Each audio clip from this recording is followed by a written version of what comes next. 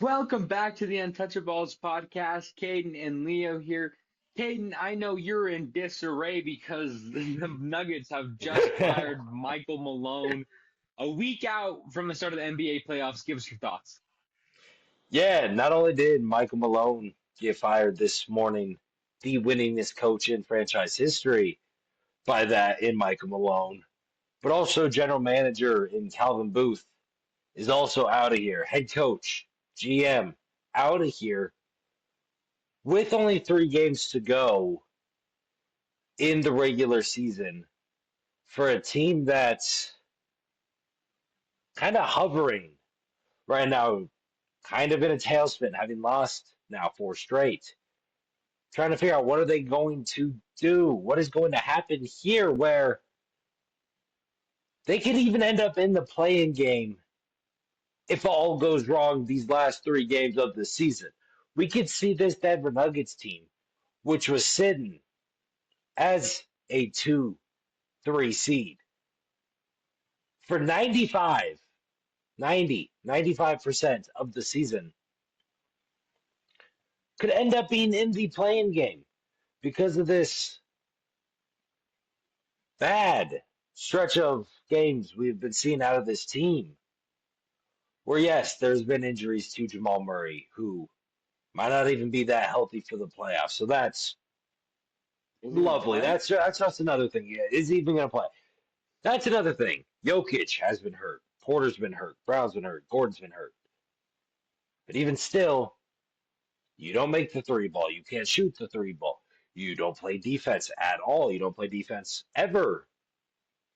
And something needed to change. You needed to get some sort of a spark, some sort of a boost going for this team as we get into these last 3 games of the regular season, and then heading in to the playoffs where yes, these Nuggets are going to need to be at the top of their game.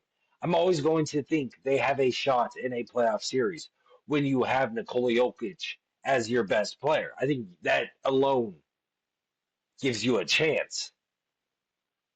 But for how just poor that their performance has been as of late, where Jokic has a 60-point triple double, a 60-point triple double, the highest scoring triple double of all time, and you lose in double overtime. And then against the Pacers, has a 40 plus point triple double. And what do? Oh, you lose that game as well. Good job. Something needed to change. It looked like after this rough stretch we've been seeing this last month and a half, that something was going to need to happen. That Malone was on the hot seat, looking like he could be out of a job come season's end. I don't Season's think a lot. end. I don't think a lot of us thought this was going to be happening with a week to go in the season.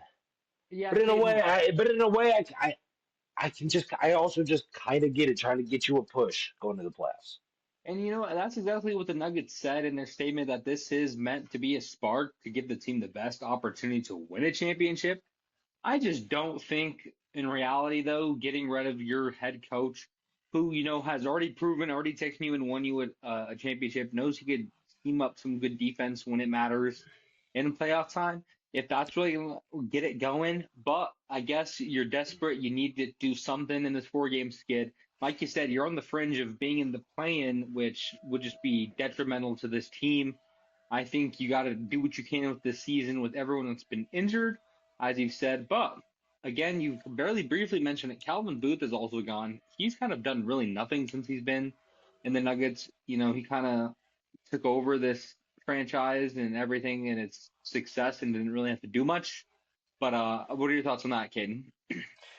Yeah, I mean, Calvin Booth has made some interesting, I guess, moves as a general manager where we've seen the Nuggets and well, one. I'm trying to. Do you remember who was the? Drawing a blank on the name of the general manager before Calvin Before Booth. they snatched him from us, I don't remember. That's what I'm looking for. Uh, General manager. Because Calvin Booth, he didn't like improve on anything. No, he did It was nothing. It was Tim Conley. Yeah, Tim Conley.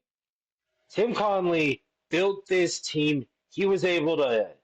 He got Jokic. He got Maul. He got Porter. Porter. He brought in Warren. AG Yeah. and Did Calvin all the Booth, heavy lifting. and then he left. And Calvin Booth hadn't done much for this team. Yes, finding Christian Brown was a good pick. Haven't done really anything to really help the franchise Not at in the all. free agency market, where some of the players it makes sense why you lost them. Bruce Brown was not worth 21 million a year. KCP was not worth what he got in Orlando. But it's But you've their had lack of some, replacement. yeah, it's the lack of president. Like you've had some opportunity, whether it be at trade deadlines or in the other times of free agency, that you could have found a way to fill these holes, fill these needs at a more team friendly cost, but still get that same sort of production out of a player that didn't just have a crazy playoff run that led to him getting overpaid. Yeah, this was an absolute, I think, shock to most of Nuggets fans, Caden as a whole. I mean, there was very brief, utterances over the last, week or so recently from a few journalists, few news outlets, but nothing concrete as to this. So it was pretty crazy that Nuggets decided to clean house. But that is the highlight of our news. We got a lot of other things to talk about today, Caden. Yeah, so this was supposed to be just kind of strictly a football episode. We're going to talk about the CU Pro Day. Well, in reality, Mex is going to talk about the CU Pro Day as he was a bystander for that in person, watching all that go down. Then we're going to start getting into some of our draft stuff that you are going to be seeing a lot more of as we get closer to this year's NFL draft. We're going to be talking about our top five quarterbacks in this year's draft class, what each of us think, what disagreements we have, what agreements we have. But before we get into all that, we are going to start with DCU Pro Day. Max, what did you see there? How insane, I guess, was that environment with all 32 teams? We had a owner, we had a bunch of head coaches, everything there. Yeah, for sure, Caden. It was an electric environment. I think first and foremost, you gotta show respect to the university. They put on a great event. I think the indoor practice facility had never looked so good. Just with the lights, they had, we ain't hard to find showcase up on pretty much everything. Unique, even carpets and like the floral pattern and everything in the background, for like media row where they had the different, ESPN, KOA, and then the press conference setup. All that looked pretty clean, and for them to be able to fit it all within that little area was pretty cool. But no one cares about that. We want to know about what happened with the players.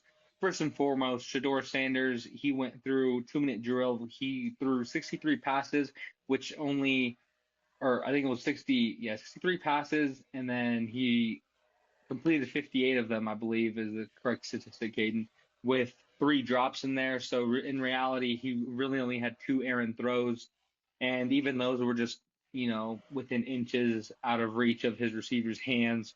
I think he had a tremendous day. Obviously, Travis Hunter, the best player in college football, the Heisman Trophy winner, showed off his electric footwork, Caden, very sure hands. But players, I think, improved their stock. All right. First and foremost, BJ Green, the edge for the Buffs. He played 3 years at Arizona State, and this was his senior year at Colorado. Racked up 7.5 sacks, and was also the leading sack leader on the team. For a team that led the entire Big 12 in sacks, they had 39 altogether. He can play edge. He can play as a traditional DN. He could stand up as an outside linebacker. Caden, he's got a lot of versatility, a lot of speed. About a 4.59 40, which he improved upon from his pro day at Big 12 Pro Day, which was astonishing.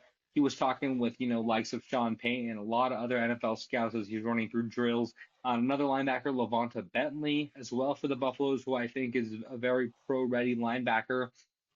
He was very sound. Not only that, he's so great in interviews, Caden. That's definitely one of the mature leaders of a team. And I think any franchise who goes out and gets him is going to like him. And now, Caden, obviously, two big ones. Jimmy Horn Jr. he had a pretty good day. He did have one drop, which has kind of been the knack on him, Caden, is he has the tendency to get a couple drops here and there, kind of when you don't need them. But when he gets the balls in his hand and open space, he can make anyone miss. He's got breakaway speed, which he showed on the deep ball from Shador. That was very electric. He had a flip after, which you can see on the TikTok. Make sure you guys are following our TikTok, Caden. You can put up the TikTok right here, the Untouchaballs TikTok. Go give that a follow because there are so many cool clips that we posted up on there. Interview exclusives with Levanta Bentley that you can only see on the Untouchaballs TikTok, right? Exclusive videos. Um, it was pretty phenomenal in terms of other D linemen. Chidozie Nwankwo, who I've been a big fan of, he put up 30 reps on bench press. That would have been good for first of all defensive tackles this year. So that just goes to show you how strong he is, even though he is undersized at only 5'11".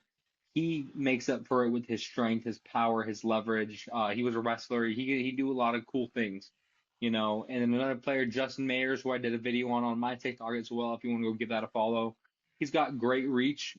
He does all kinds of, he can play on both sides of the ball. He's got all kinds of experience within college football. Played at UTEP for 4 years and now at Colorado. He's got 5 years of college football experience. Kate, he was invited to the Hula Bowl. You know who also was invited to the Hula Bowl? Shane Cokes, who I talked to Brian Baldinger, NFL Network insider, after the showcase. He was pretty impressed with Shane and thinks he's definitely could find himself on an NFL roster this fall, just with his size, his explosiveness, his power. We saw a lot of just freak athleticism, Caden, at the end of the day, is how I would describe the CU showcase.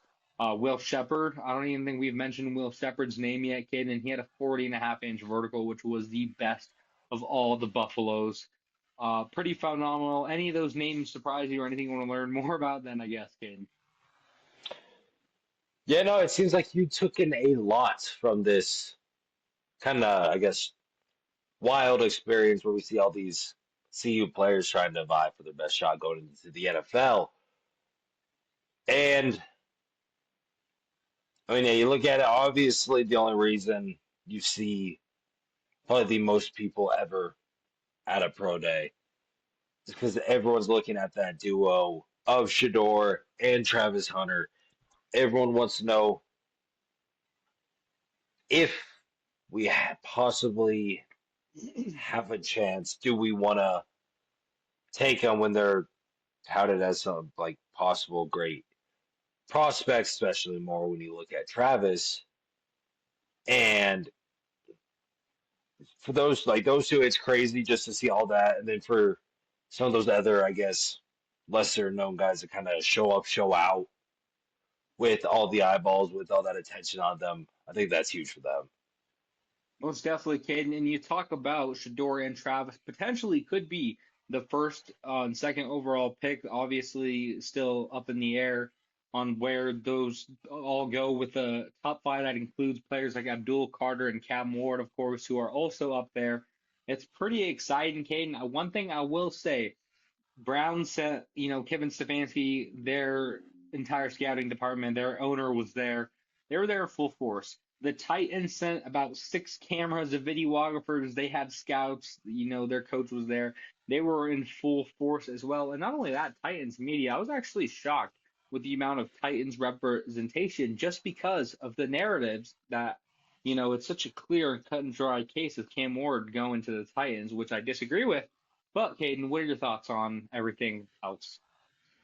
Yeah, I mean, what the Titans did for that showcase, they're doing the exact same thing at Miami's Pro Day for Cam Ward. They're also doing that not only for Shadur, but also for Travis. 'Cause they could Of course. pivot and take him instead. So I don't think there's really anything to look at with that. But I just think it's going to be really interesting come come draft night when we see who does pull the trigger on Shadur Sanders and on Travis Hunter. It's going to be very exciting, Caden. With that being said, I think this segues perfect into our next segment of what we wanted to talk to about our top five quarterback rankings of this 2025 class. That's had a lot of critiques. It's had a lot of doubt. It's had a lot of criticisms. A lot of skepticism, whatever you want to say, Caden. Take it away. Yeah, this is a bad quarterback class. Okay, we're just going to come out and say this quarterback class is bad. It is not going to do bright things in the NFL. They are not going to be a productive quarterback draft class in the National Football League. They Uh-oh. might make some nice careers as backups.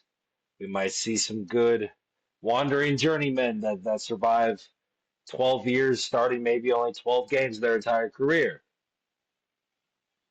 But when we look at this quarterback class, we might see two go top five. We might see three even go in the first round.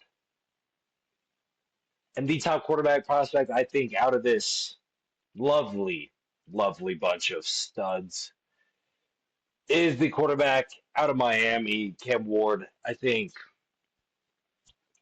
while Shador Sanders probably has a higher ceiling than a Cam Ward, he is still a very, I think, raw type of prospect when it comes to playing quarterback at the professional level than when you compare it to Cam Ward, who looks and seems like a more pro-ready type quarterback will take longer to adapt. So I don't think the ceiling of Cam Ward is as high as you could potentially get with a Shador Sanders. I think your base floor and even bottom level is just higher than what you could possibly get out of Sanders. And this is where we're going to come out and have our first agreement because I'm going to come out and say it on record, no shying from it. I think Shador Sanders is up front the best quarterback in this class. Clear, cutthroat, and dry. What he's been able to do with, taking Colorado from a team that was 1-11 to getting 9 wins in a bowl appearance as his senior year. Look at what he did at Jackson State. This guy knows how to win, kid, and he knows how to play under adversity. And in the clutchest moments, the clutchest players show up, and he's proven that at Colorado that when you need him to roll out and throw a Hail Mary bomb against Baylor, LeJontay West in the corner of the end zone to send it to overtime, he is capable of those kind of plays. We've seen him do it with his legs when because he's played behind some bad O lines throughout his time in college. And no matter who it is, even when he's had all of his top four receivers hurt, like in the Kansas State game, he still gives his team a chance to win. He comes with confidence. He comes with swagger. He can make every single throw across the field. He's got a great deep ball. And not only that, he's got phenomenal accuracy.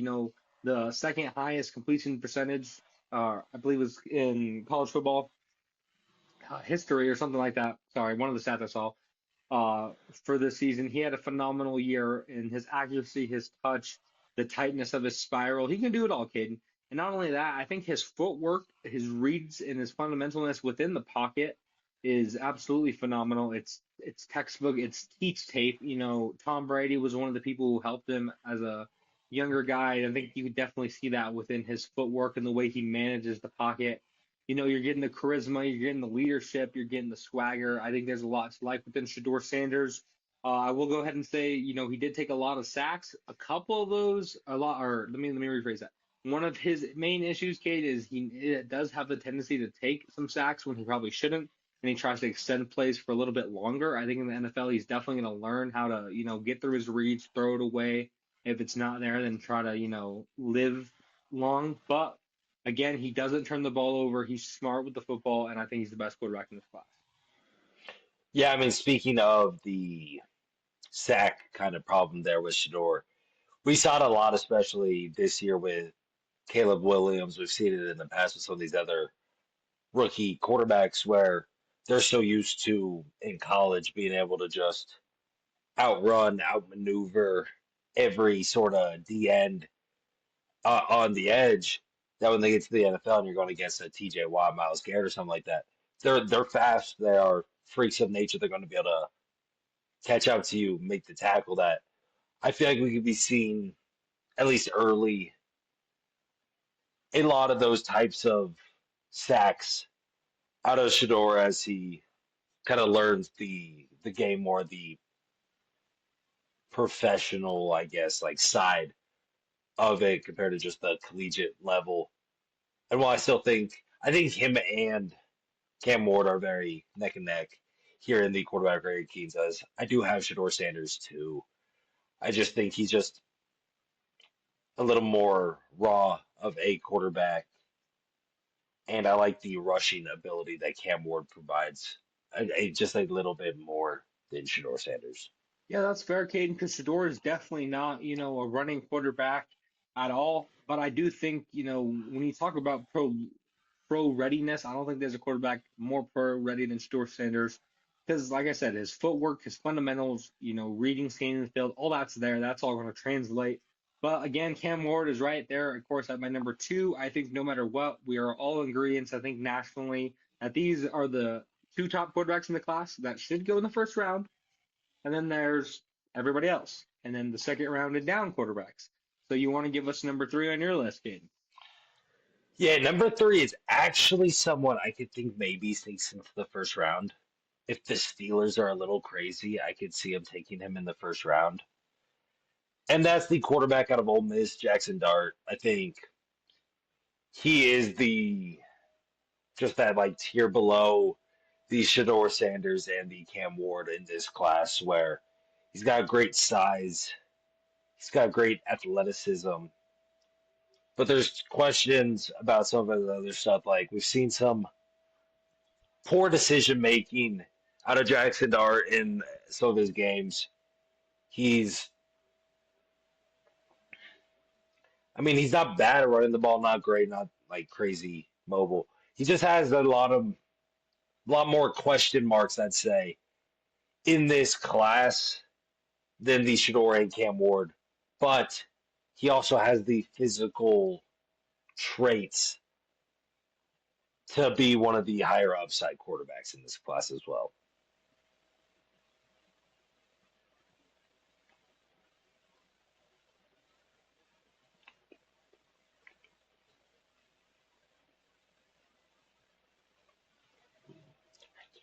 Can't hear you, buddy. You've been muted this whole your whole speech. Your sound's not coming through.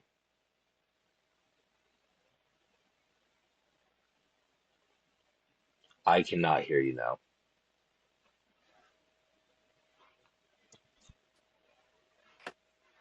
Oh, he's back. Oh, wait, nope. Wait, maybe speak. Hello? He's back. Okay, so it said the recording stopped. I No, think it's on my no, we're end it still said it going. stopped. It's all good on your end? We're still going. Yeah. Okay. All right, so can you just cut off from when you finished up with Jackson Dart and I'll hop right in? Yeah. Yeah, Ken, Jackson Dart, as you said, I think is, a second round quarterback. I think it's one and two with Cam and Shador. And he's kind of one of these quarterbacks who's been on the skyrocket lately for whatever reason. I think every year we see these quarterbacks who randomly towards the end, oh, he should go above Shador. He should go above Cam Ward. He should be a top 10 pick. No, but like you said, there might be a team like the Steelers or someone late in the rounds who sees value in him that can go and snag him. Me personally, I do like Will Howard there at my number three spot above Jackson Dart. Like you said, with the questions of his decision making and stuff, I think with winning a national title and that experience, you come with something that you need at the NFL position, and that's a bona fide leader. Deion Sanders was talking about that, just last week with who's going to replace Shador Sanders at Colorado. I think when you look at taking up a quarterback position in the NFL, you need someone who's a leader. And I like Will Howard's leadership and intangibles a little bit more than Jackson Dart's. And I think when you look about their holes in their game, they both equally have, similar amounts of flaws. Will Howard definitely just needs a little more experience with throwing deeper, more accurate balls consistently. Because we've seen Will Howard get hot, Caden, when he could sling it electrically. But sometimes he's just a little bit inconsistency with his accuracy. But I definitely like him as this third prospect and think he will turn out better in the NFL.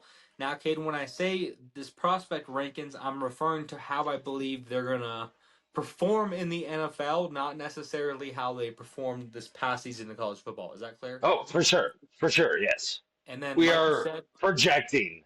what Yes, we think these players can become in the NFL. correct. And then right here at number four, again, like you were mentioning, Jackson Dart. Again, he's pretty interchangeable with Will Howard for me personally up there. I think he's got experience. There's just a lot of things, especially when you talk about decision making and clutch factor and leadership.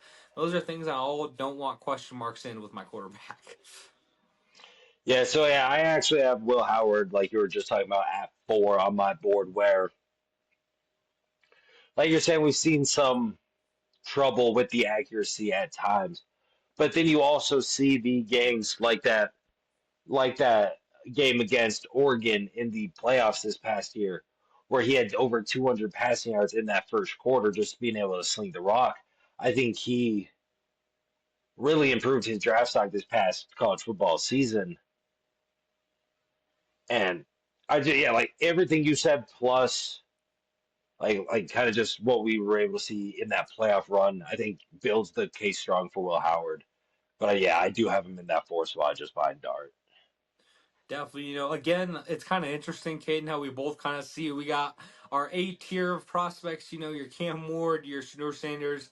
Then you got your B tier, which I would say is your, you know, right now you got your Jackson Dart, your Will Howard. And then the fifth slot, or that next tier of quarterback I have at my number fifth spot, Caden, is Jalen Milrow. He had a rough year and really hurt Oh his yeah. stock a lot.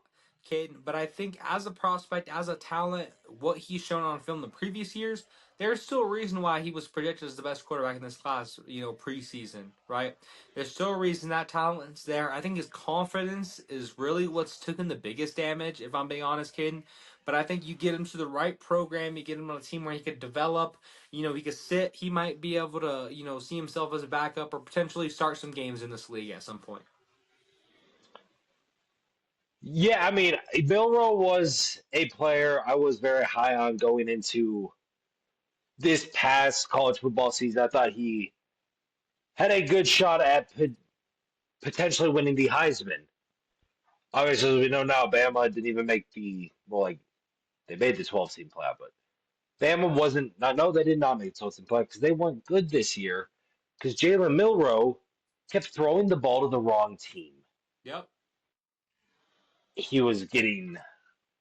He was very turnover happy, not only in the air but on the ground, fumbling the ball. He's a very good runner, probably the best rushing quarterback we have in this top 5 discussion. But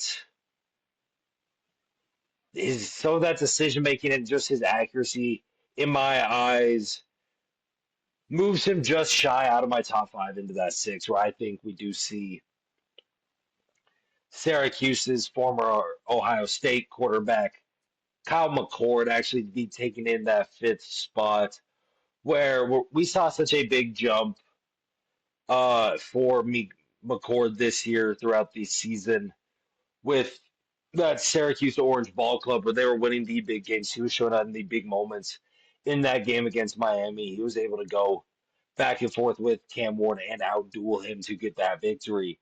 I think we saw parts of that potential at Ohio State last year. But I think he really took that jump this year and became, I mean, I don't think he became at least a draft pick worthy quarterback where I don't know why Quinn Ewers is in this draft class. He should have went to Alabama for like 7 mil next year. Dylan Gabriel, I don't think's anything much of anything. I agree. Milrow, I have at 6, but he's got a lot of work to do. I do have Kyle McCord at 5, Yeah, but Caden, 1 through 5, I don't think it's saying much. yeah, again, Caden, I'm very skeptical on how Kyle McCord actually translates to the league. I think he definitely did have a great, year of improvement and did a lot of good things with Syracuse. Like you said, knocking off Cam Ward, which is again kind of my ding on Cam Ward. I feel like anytime the big moments came around, he carried Miami through a lot of these games. But there were just some moments where he came up a little bit short throughout the season, which was why I like Shador. But as you said, I think we got Shador and Cam, and I think everyone else is very iffy to say the best about what happens in the His whole NFL. class is iffy. Shador Sanders is a for sure prospect. I'm gonna put that out here. when I've seen him in person, he can throw the ball. He's going to translate well to the pros. Okay, you can put this out there, Chalk. You can put this all over the social medias. This quarterback draft class is going to be bad. They are going to suck. I will be surprised if we see even one of these players ever make or even sniff an all pro team in their careers. I think this will be just a little better than 2022's draft class for the worst in recent memory. But 2022 did have Brock Purdy, so we don't know for sure. Yeah, Shador Sanders is better than Brock Purdy. But Caden, I think is that everything we wanted to touch on for this episode. I believe so. Well, what I gotta say is we are excited for this NFL draft. We're gonna have a lot more draft content coming your guys' way. But Caden, what do these people need to do? Yeah, make sure you guys like this video if you did enjoy. Leave a comment about anything you agree or disagree with on the stuff we were talking about. Who are your top five quarterbacks in this year's draft class? What did you think about the Michael Malone firing? Turn on post notifications so you never miss an upload of the Untouchaballs podcast. Follow all our social medias and our new TikTok. And make sure to share this with your friends, family, strangers, neighbors, anything like that. Most definitely, we appreciate y'all. Well, thank you all for listening. We'll see you all next time.